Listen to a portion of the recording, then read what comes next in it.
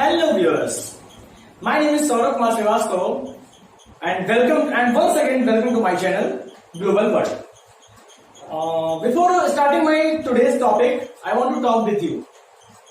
Friends, आप सभी इस समय सोच रहे होंगे कि आम यूट्यूबर की तरह मैं भी कोई एक ऐसी इंग्लिश स्पीकिंग क्लास लेके आ रहा हूँ जिसमें कुछ धमाकेदार अंग्रेजी होगी, कुछ ऐसा होगा कि जिससे कुछ नए नए वर्ड्स मिलेंगे। वो सब तो एक आम सी बात है। मैं इस समय जो सेशन चल रहा है मींस यूपी बोर्ड, जो 9 to 10 बच्चे घर में बैठे हैं, तैयारी नहीं कर पा रहे हैं, आने वाले कोर्सेज की, आने वाले एग्जाम्स की तैयारी नहीं कर पा रहे हैं, इंग्लिश का वो कंप्लीट कोर्स उनके लिए मैं लेके आया हूँ जिसमें इसमें उनको इंग्लिश का पूरा सिलेबस कंप्लीट कराया जाएगा। तो 9 से 10 लेकर उनका जो ग्रामर का कोर्स है और उनका जो इंग्लिश रीडर का कोर्स है, वो टोटल मैं कोर्स इसमें कंप्लीट कराऊंगा।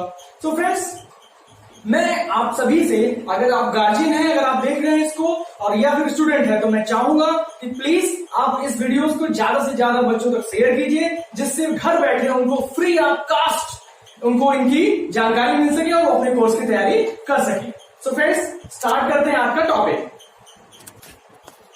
तो स्टूडेंट, चलते हैं आज के टॉपिक पर। इससे पहले मैं थोड़ा सा पिछला आपको याद दिलाना चाहता हूं कि इससे पहले वाली क्लास में हमने पढ़ा था सेंटेंस के बारे में जाना था, फ्रेज के बारे में जाना था और क्लासेस के बारे में जाना था। और सेंटेंस के पार्ट हमने डिवाइड किए थे, जिसमें सेंटेंस के मेनली 2 पार्ट होते हैं, सब्जेक्ट और प्रेडिकेट। नेक्स्ट आगे जो है उसका सब्जेक्ट को भी मैंने डिवाइड किया था और प्रेडिकेट को भी डिवाइड किया था।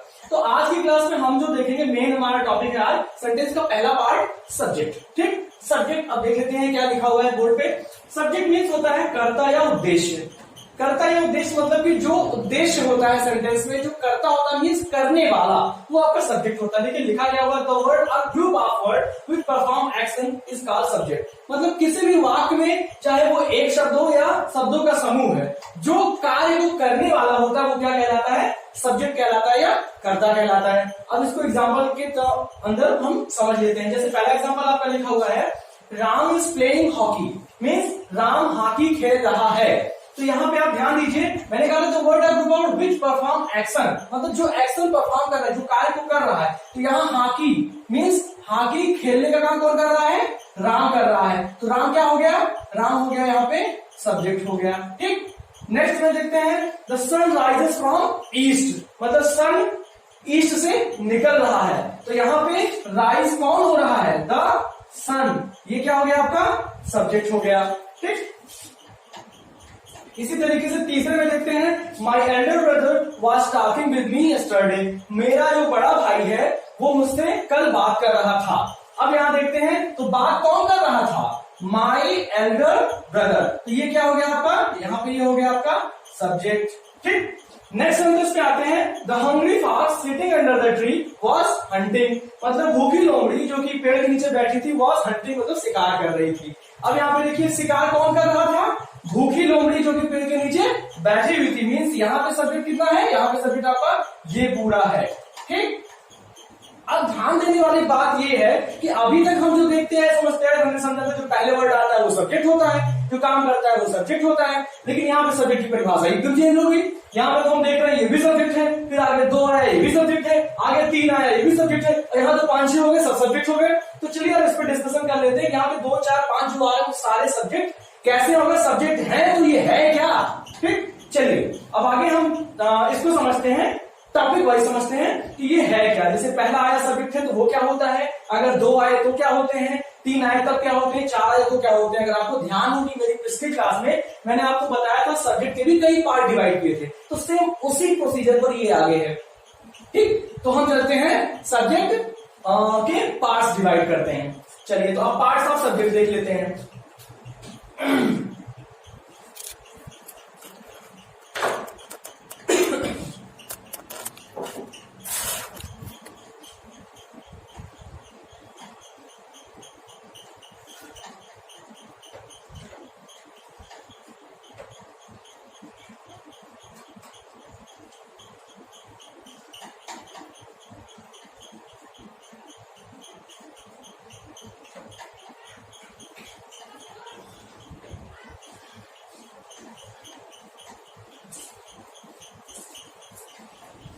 हाँ, तो मैंने बात की थी पार्ट ऑफ सब्जेक्ट। देखिए पार्ट ऑफ सब्जेक्ट हम हेडिंग डाल देते हैं और यहाँ पे लिखा हुआ है mainly there are 2 part of subject, मतलब सब्जेक्ट की केवल मुख्यतः 2 पार्ट होते हैं। कौन कौन सा होता है? पहला होता है आपका क्वालिफायर।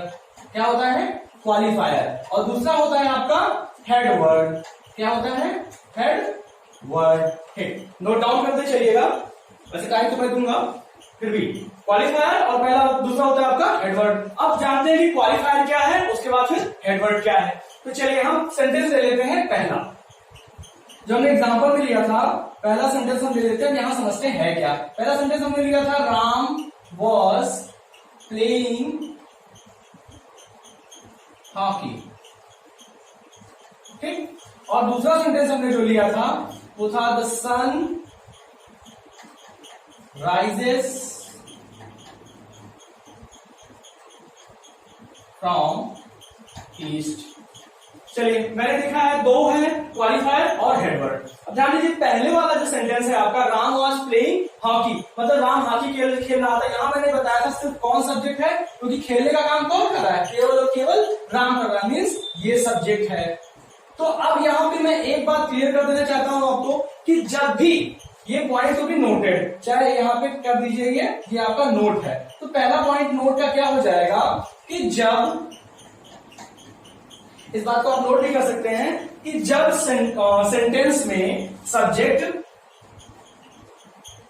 जब सेंटेंस में सब्जेक्ट सिंगल होता है तो वह नाउन हो सकता है, प्रोनाउन हो सकता है, जीरंड हो सकता है, इंफिनिटिव हो सकता है।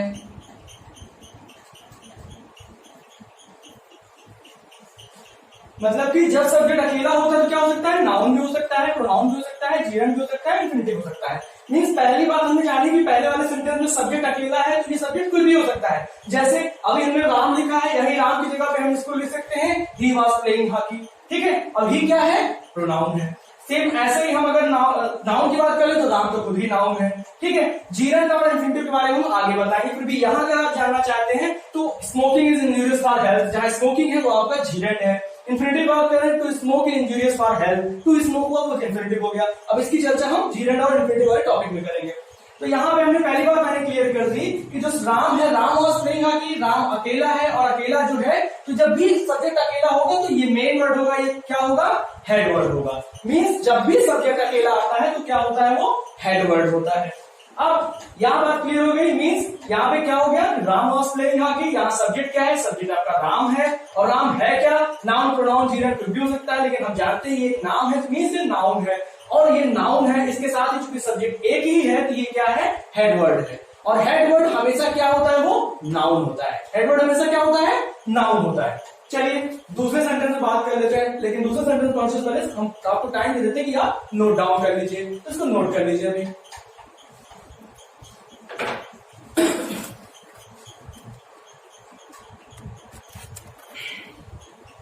चलिए, तो पहला सेंटेंस हमने देख लिया, ये क्लियर हो गया, आपने नोट डाउन कर लिया। अब बात करते हैं दूसरे सेंटेंस की।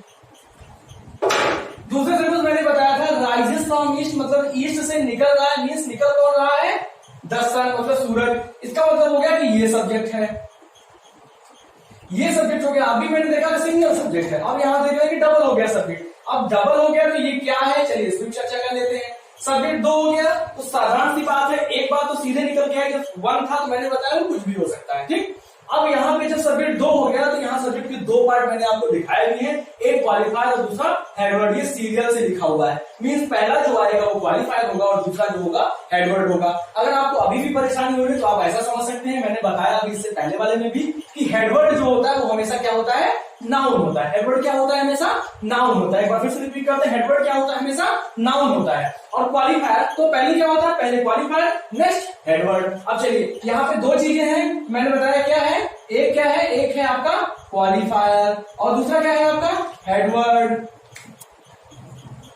एक है क्वालिफायर, मीन्स क्वालिफायर क्या है? द है। हेडवर्ड क्या है? सन है। अब देखिए सन यहाँ पे क्या है? नाउन है। सन क्या है? नाउन है। और एक क्वालिफायर क्या है, इसके विषय में हम क्वालिफायर के पार्ट में चर्चा करते हैं। अभी क्वालिफायर के पार्ट की तरफ भी हम बढ़ेंगे। ठीक, तो फिर से एक बार देख लेते हैं। यहाँ पे दो सब्जेक्ट हो गए, दो सब्जेक्ट हो गए, तो हमारे दो पार्ट हमने बताया भी है कि क्वालिफायर और हेडवर्ड होता है। क्वालिफायर हेडवर्ड हमेशा नाउन होता है, तो नाउन आपका सन है, तो आप हेडवर्ड आप पहचान गए होंगे कि नाउन जो है वो सन है, तो सन क्या हो गया, हेडवर्ड हो गया। और इसके बाद जो बचा दाव, आपका क्या हो गया, क्वालिफायर हो गया। तो फिर से एक बार बता देते हैं, अगर अकेला होगा तो नाउन प्रोनाउन जीनर इन्फिनिटिव कुछ भी हो सकता है।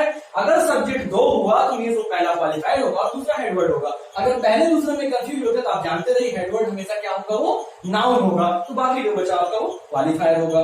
क्वालिफायर होता क्या है, विशेषता बताने वाले शब्द। क्वालिफायर मींस एडजेक्टिव समझ सकते हैं आप। तो ये विशेषता बता रहा है, ये क्या कर रहा है, सन को विशेष बना दे रहा है। सन को क्या बना दे रहा है, विशेष बना द सन, क्योंकि सन क्या है, यूनिक है, आपके पूरे यूनिवर्स में अकेला है, सन कहीं नहीं है, इसलिए इसमें द का प्रयोग की विशेषता बता दे रहा है, इसलिए क्या है, क्वालिफायर है। अब ठीक, चलिए आगे बढ़ते हैं, तीसरे वाले सेंटेंस की ओर बढ़ते हैं।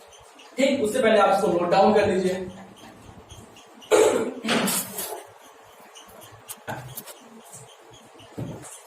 चलिए फिर बात कर लेते हैं तीसरे वाले सेंटेंस के बारे में। लेकिन तीसरे वाले सेंटेंस में बात करने से पहले हम जानते हैं, इसको डिफाइन कर लेते हैं कि क्वालिफायर भी आपका डिवाइड हो जाता है। अब क्वालिफायर, ठीक, अभी हमें जाना क्वालिफायर क्या होते हैं, विशेषता प्रकट करने वाले शब्द होते हैं। इसको चाहे आप नोट डाउन भी कर सकते हैं। ऐसे वर्ड जो जब सब्जेक्ट डिवाइड होता है तो ऐसे वर्ड जो सबसे पहले आते हैं और विशेष बना देते हैं किसी हेडवर्ड को, वो क्वालिफायर कहलाते हैं। ठीक है, तो चलिए अब क्वालिफायर को भी डिवाइड कर देते हैं। क्वालिफायर को हमने डिवाइड किया था, यही डिवाइड कर लेते हैं। क्वालिफायर को हमने डिवाइड किया था, इसके तीन पार्ट बताए थे मैंने। पहला है आपका डिटरमिनर, दूसरा है आपका एडजेक्टिव, और तीसरा मैंने बताया था adjective phrase.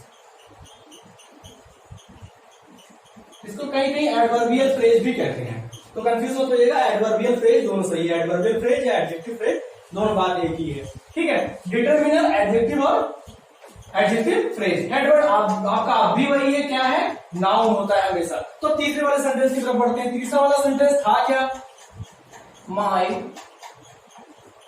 Elder brother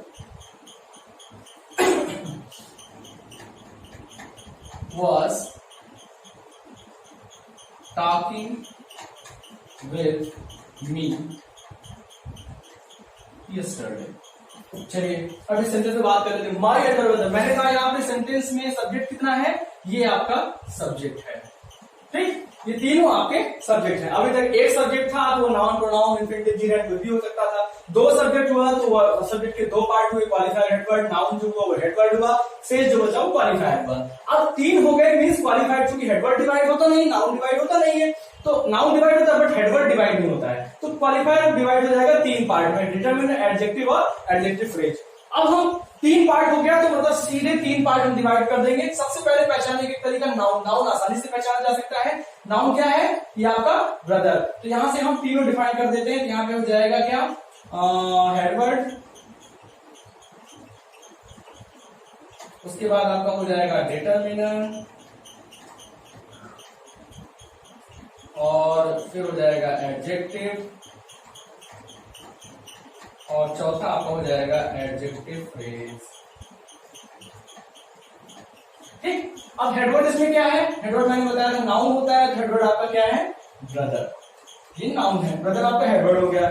determiner, अब डिटरमिनर को समझने के लिए इसके पांचों पार्ट समझना है। यहाँ पे तो मैं बता दे रहा हूं कि डिटरमिनर क्या है, बट इसके आगे हम डिटरमिनर को डिफाइन करके फिर डेफिनेशन उसके सारे पार्ट को हम समझेंगे।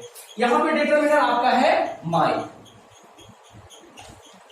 और एडजेक्टिव विशेषता बताने वाले सब। यहाँ देखिए एडजेक्टिव आया है, एडजेक्टिव को हम पार्ट ऑफ स्पीच वाले सेक्शन में, पार्ट ऑफ स्पीच सेक्शन का मैं बता दूं आपको, एक नया वीडियो लाऊंगा जिसमें केवल पार्ट ऑफ स्पीच ही बताई जाएगी। तो आठों part of speech with example, definition और डिवाइडेशन के साथ मैं समझाऊंगा। यहाँ आपको साथ में लेके चलता हूँ। यहाँ पे एडजेक्टिव है क्या, एल्डर,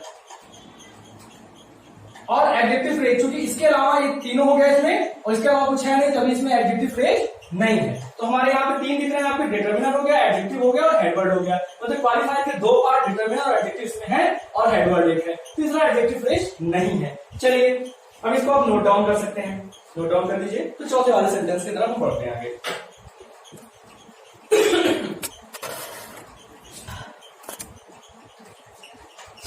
चलिए तो अब चौथे सेंटेंस की तरफ हम बढ़ते हैं। चौथा सेंटेंस आपका था the hungry fox sitting under the tree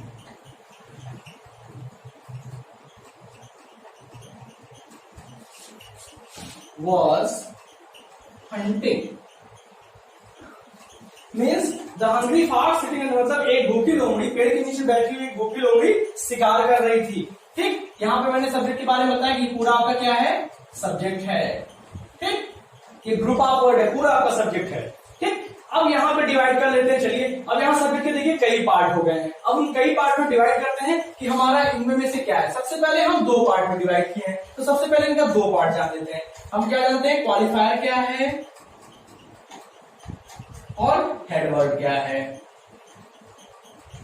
तो देखिए, हेडवर्ड खोजना आसान है क्योंकि हेडवर्ड क्या होता है, हमेशा नाउन होता है। इसमें नाउन कम है, अगर ध्यान से देखेंगे तो आपका फॉक्स नाउन है। तो चलिए, ये हो गया आपका फॉक्स, यहाँ पे नाउन हो गया। शेष जो भी बच रहा है वो आपका क्या है, क्वालिफायर है। तो हम केवल और केवल यहाँ पे सेंटेंस का, यहाँ क्वालिफायर का कोई अर्थ नहीं निकालेंगे, केवल हम देखेंगे क्वालिफायर है क्या। तो क्वालिफायर हम देते हैं द हंग्री फॉक्स, हमने बता ही दिया, और सिटिंग अंडर द ट्री, ये आपका क्वालिफायर है। चलिए, अब क्वालिफायर को भी हम डिवाइड कर लेते हैं। यहाँ पे क्वालिफायर के कितने पार्ट में डिवाइड किए हैं, एक है आपका डिटरमिनर, दूसरा आपका है एडजेक्टिव, और तीसरा आपका है एडजेक्टिव फ्रेज। ठीक, चलिए, अब यहाँ पे तीन पार्ट दिख रहे हैं, ध्यान से देखिए। The hungry sitting under the tree, अभी फ्रेज की बात मैंने कही थी, फ्रेज को मैंने सेंटेंस में शुरुआत में बताया था। फ्रेज क्या होता है, वाक्यांश होता है। फ्रेज को हिंदी में बोलते हैं वाक्यांश, ग्रुप ऑफ वर्ड होता है, कंप्लीट सेंस नहीं देता है। तो यहाँ पे देखिए, ऐसा कौन सा वाक्यांश है जो कंप्लीट सेंस नहीं दे रहा है, ग्रुप ऑफ वर्ड तो है। ध्यान से देखेंगे तो आपको सिटिंग अंडर द ट्री, पेड़ के नीचे बैठी हुई। ठीक, तो ये आपका क्या हो गया, ये एडजेक्टिव फ्रेज हो गया। तो सिटिंग अंडर द ट्री, ये हो गया आपका एडजेक्टिव फ्रेज। ठीक, एडजेक्टिव मतलब विशेषता कौन बता रहा है, हंग्री है, भूखी है, मतलब विशेषता बता रहा है। ये हो गया आपकी हंग्री।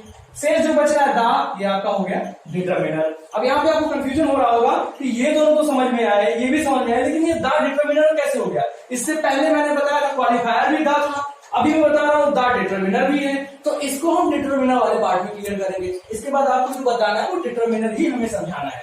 तो आज की पहले हम रिवाइज कर लेते हैं। आज की क्लास में हमारा क्या होगा, सबसे पहले हमने पार्ट ऑफ सेंटेंस देखा जिसमें सब्जेक्ट है, सब्जेक्ट को मैंने डिफाइन किया, सब्जेक्ट के फिर 4 एग्जांपल दिए, 4 एग्जांपल देने के बाद पार्ट ऑफ सब्जेक्ट बताया। तो सबसे पहले दो पार्ट होते हैं, क्वालिफायर और हेडवर्ड। पहले सेंटेंस मैंने डिफाइन किया कि क्वालिफायर क्या है, विशेषता बतलाने वाले शब्द हैं, मतलब कि जो शब्द नाउन को विशेष बना दें उसके पहले लग के, वो क्या होते हैं, क्वालिफायर होते हैं। हेडवर्ड क्या होता है, हमेशा नाउन होता है। एक बात और याद रखिएगा, अगर अकेला है तो नाउन, प्रोनाउन, जीडर, इंफिनिटिव कुछ भी हो सकता है, लेकिन अगर उसके पार्ट डिवाइड हुए, मतलब सब्जेक्ट अगर पार्ट डिवाइड हुए, पहले 2 फिर 3 ऐसे टूटता चला जाएगा आपका। ठीक है, तो अभी पहले में मैंने बताया हेडवर्ड हमेशा नाउन होगा, शेष क्वालिफायर। अब जब हेडवर्ड और क्वालिफायर 2 के अलावा 3 या 4 में अगर वो टूटा तो मीन्स क्वालिफायर फिर डिवाइड हो गया, डिटरमिनर, एडजेक्टिव और एडजेक्टिव फ्रेज में। अब यहाँ पे मैंने तीसरा एग्जांपल लिया था आपका, तीसरा एग्जांपल मैंने बताया था डिटरमिनर था, एडजेक्टिव था, एडजेक्टिव फ्रेज नहीं था, हेडवर्ड था, नाउन हो गया था, डिटरमिनर था, एडजेक्टिव था। आगे चौथा सेंटेंस जो सामने दिख रहा होगा आपको, नोट डाउन करते चलिएगा मेरे साथ। यहाँ पे मैंने बताया कि कई सारे ग्रुप ऑफ वर्ड्स हैं, इसमें तो क्वालिफायर मैंने बताया द हंग्री और सिटिंग अंडर द ट्री, और फास्ट आपका हेडवर्ड है वो नाउन है, इसको छोड़ के शेष क्वालिफायर है। अब क्वालिफायर के भी 3 पार्ट है, डिटरमिनर दा हो गया, एडजेक्टिव हंग्री हो गया, एडजेक्टिव फ्रेज क्या हो गया, सिटिंग अंडर द ट्री।